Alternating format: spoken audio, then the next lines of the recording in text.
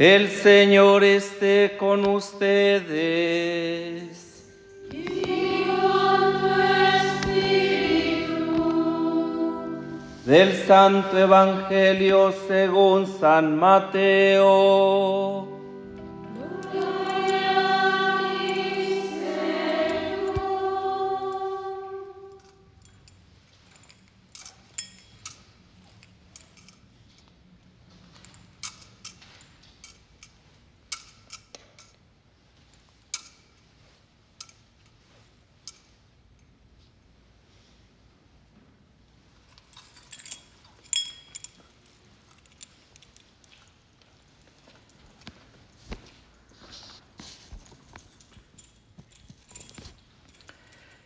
En aquel tiempo se reunieron los fariseos para ver la manera de hacer caer a Jesús con preguntas insidiosas en algo de que pudieran acusarlo.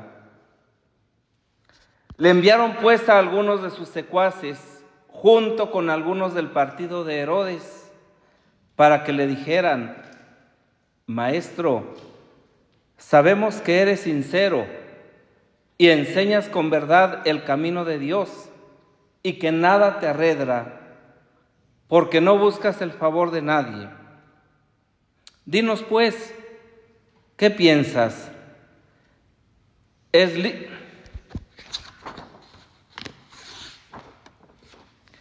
En aquel tiempo,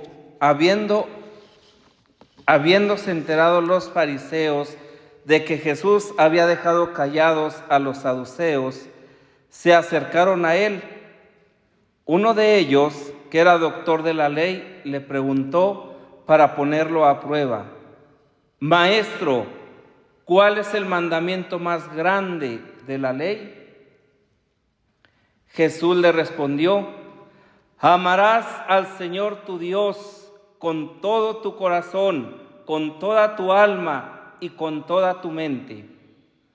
Este es el más grande y el primero de los mandamientos, y el segundo es semejante a este: amarás a tu prójimo como a ti mismo. En estos dos mandamientos se fundan toda la ley y los profetas.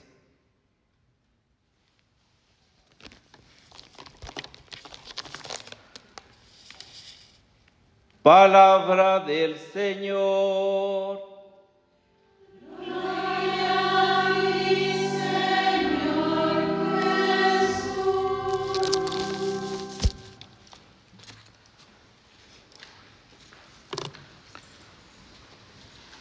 Había preparado la homilía para este domingo en torno a este evangelio, pero luego, escuchando la homilía del Santo Padre, me pareció muy sugerente y muy adecuada para leerla, ¿verdad?, en esta Eucaristía. Sin embargo, no quiero dejar pasar por alto el marco precisamente de la primera lectura, que es como el enfoque que nos da la pauta para atender y para entender el Evangelio. En la actualidad, esta primera lectura tomada del libro del Éxodo es una lectura absolutamente actual, con toda la cuestión de la migración, con toda la cuestión de la trata de personas, con toda la cuestión de la trata de blancas, con toda la cuestión de tantísimas cosas que estamos viviendo en este mundo convulsionado por el mal, por alejarnos de Dios, ¿verdad? El Señor nos viene a recordar que todos, absolutamente todos, somos hermanos. Pero más aún, que todos somos peregrinos y forasteros en este mundo, y que por lo tanto no tiene que haber en medida alguna en nuestras relaciones, ¿sí?, para con nadie, ni para con quien está cerca de nosotros, ni para quien está lejos, ni para quien es de nuestro país, ni para quien no lo es, un comportamiento ajeno a la misericordia de Dios. Y precisamente, ¿verdad?, el argumento que Yahvé manifiesta es: ustedes fueron peregrinos y forasteros, fueron esclavos y explotados en Egipto, y entonces no vivan así. En palabras de Jesús, ¿verdad?, sería pues trata a los demás como quieras que ellos te traten a ti. Pero luego viene el parangón. La forma de tratar a los demás es amándolos, sirviéndolos, acogiéndolos, con un amor no meramente humano, sino con un amor que trasciende las fronteras, que trasciende las lenguas, que trasciende, ¿verdad?, los niveles sociales, los colores de raza, de pueblo, de religión, para todos. Entonces es importante darnos cuenta cómo esta primera lectura del libro del Éxodo es un golpe para la actualidad, que nos tiene que hacer pensar, que nos debe hacer reflexionar y que por lo tanto ponerla también en práctica. Paso a leer la homilía del Papa Francisco. Es ciertamente un pretexto lo que usa un doctor de la ley para presentarse a Jesús y solo para ponerlo a prueba. Sin embargo, su pregunta es importante, una pregunta siempre actual, que a veces se abre camino en nuestro corazón y en la vida de la Iglesia. ¿Cuál es el mandamiento más grande? También nosotros, sumergidos en el río vivo de la tradición, nos preguntamos, ¿qué es lo más importante? ¿Cuál es la fuerza motriz? ¿Qué es lo más valioso hasta el punto de ser el principio rector de todo? Y la respuesta de Jesús es clara. Amarás al Señor tu Dios con todo tu corazón, con toda tu alma y con todo tu espíritu. Este es el más grande y el primer mandamiento. El segundo es semejante al primero. Amarás a tu prójimo como a ti mismo. Hermanos cardenales, hermanos obispos y sacerdotes, religiosas y religiosos, hermanas y hermanos, al finalizar este tramo de camino que hemos recorrido, es importante contemplar el principio y el fundamento del que todo comienza y vuelve a comenzar. Amar a Dios con toda la vida y amar al prójimo como a nosotros mismos. No nuestras estrategias, no los cálculos humanos, no las modas del mundo, sino amar a Dios y al prójimo. Ese es el centro de todo. Pero, ¿cómo traducir ese impulso de amor? Les propongo dos verbos, dos movimientos del corazón sobre los que quisiera reflexionar: adorar y servir. Y por esto me pareció tan sugerente este mensaje. Adorar y servir. Se ama a Dios con la adoración y con el servicio. El primer verbo es adorar. Amar es adorar. La adoración es la primera respuesta que podemos ofrecer al amor gratuito, al amor sorprendente de Dios. El asombro de la adoración es esencial en la Iglesia, sobre todo en este tiempo en el que hemos perdido el hábito de la adoración. Adorar, de hecho, significa reconocer en la fe que solo Dios es el Señor y que de la ternura de su amor dependen nuestras vidas, el camino de la Iglesia, los destinos de la historia. Él es el sentido de la vida. Adorándolo a Él, redescubrimos que somos libres. Por eso, el amor al Señor en la Escritura con frecuencia está asociado a la lucha contra toda idolatría. Quien adora a Dios rechaza los ídolos porque Dios libera, mientras que los ídolos esclavizan, nos engañan y nunca realizan aquello que prometen. porque son obra de las manos de los hombres. Salmo 115, 4. La Escritura es severa contra la idolatría, porque los ídolos son obra del hombre y son manipulados por él. En cambio, Dios es siempre el viviente, con mayúscula, que está aquí y más allá, que no es en absoluto como yo lo pienso,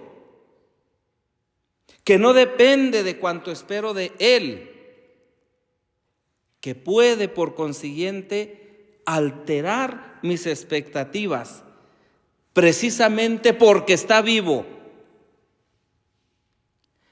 La confirmación de que no siempre tenemos la idea justa de Dios es que a veces nos decepcionamos. Me esperaba esto, me imaginaba que Dios se comportaría así, pero me he equivocado. De esta manera volvemos a recorrer el sendero de la idolatría, pretendiendo que el Señor actúe según la imagen que nos hemos hecho de Él.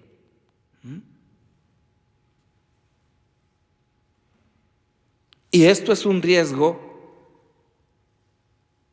que podemos correr siempre. Pensar que podemos controlar a Dios, encerrando su amor en nuestros esquemas.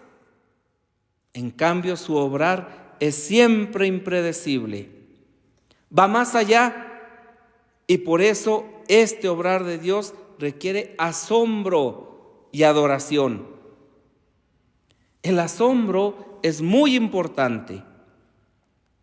Debemos luchar siempre contra las idolatrías, las mundanas, que a menudo proceden de la vanagloria personal, como el ansia de éxito, la autoafirmación a toda costa, la avidez del dinero. El diablo entra por los bolsillos, no lo olvidemos. La seducción del carrerismo, querer ser siempre el primero, siempre ir adelante, tumbándolos a todos, haciéndolos a todos a un lado.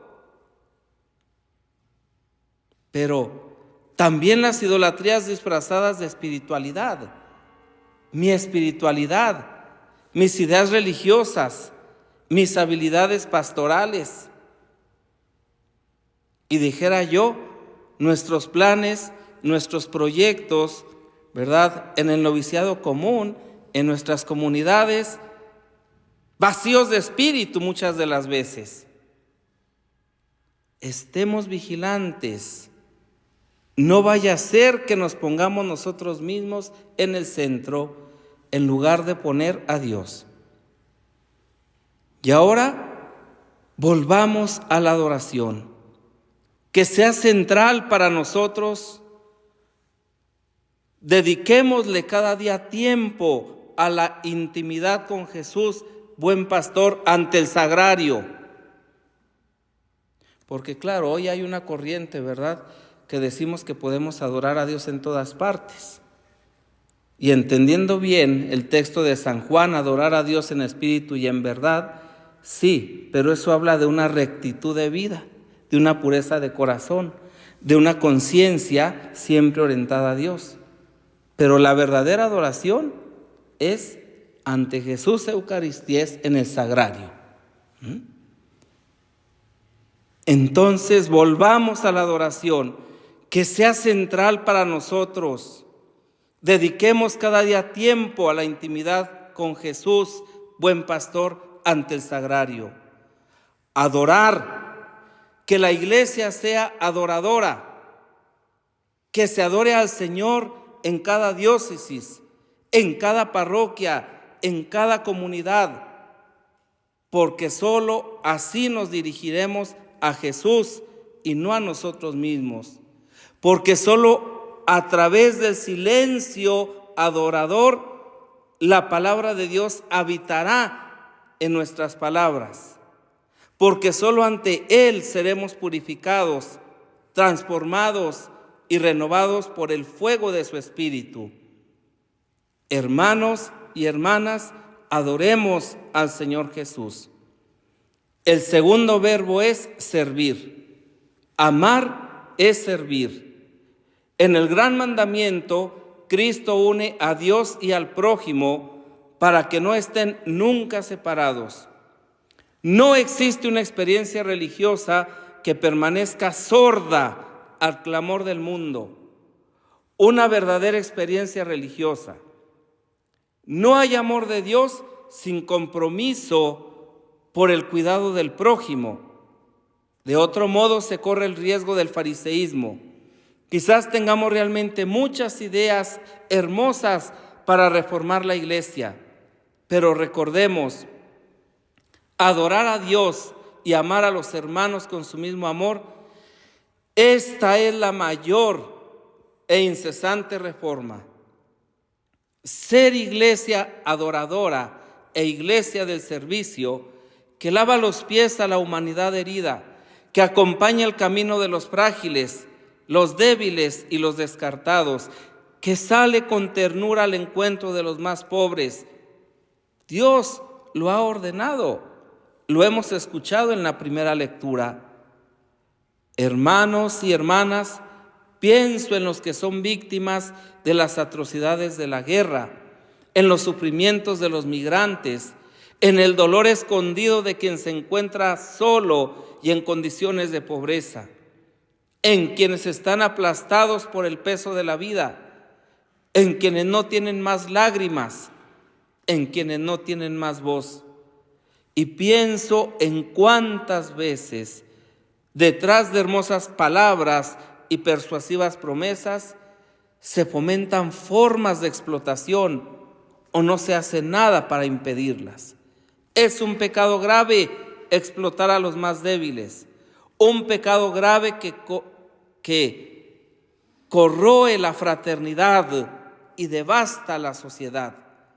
Nosotros, discípulos de Jesús, queremos llevar al mundo otro fermento, el del Evangelio.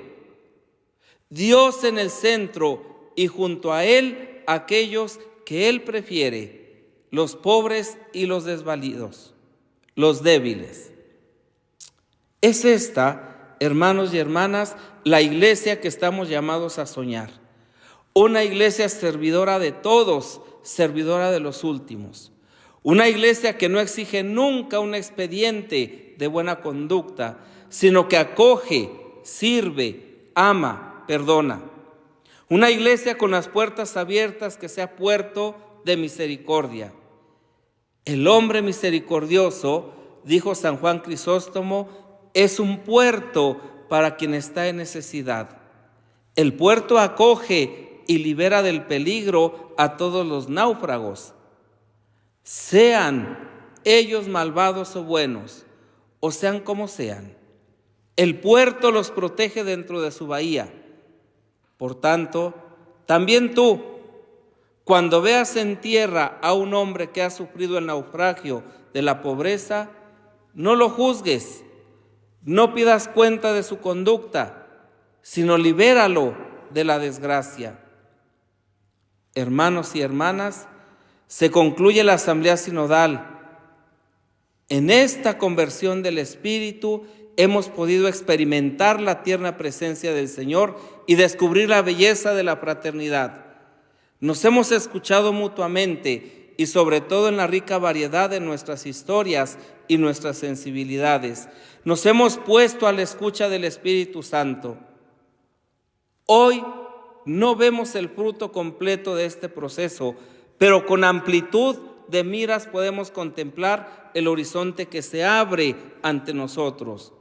El Señor nos guiará y nos ayudará a ser una iglesia más sinodal y más misionera, que adora a Dios y sirve a las mujeres y a los hombres de nuestro tiempo, saliendo a llevar la reconfortante alegría del Evangelio a todos. Hermanos y hermanas, por todo esto que han hecho en el sínodo y que siguen haciendo, les digo gracias. Gracias por el camino que hemos hecho juntos, por la escucha y por el diálogo. Y al agradecerles quisiera expresarles un deseo para todos nosotros, que podamos crecer en la adoración a Dios y en el servicio al prójimo, adorar y servir. Que el Señor nos acompañe y adelante con alegría. Ciudad del Vaticano, con fecha de hoy, Papa Francisco.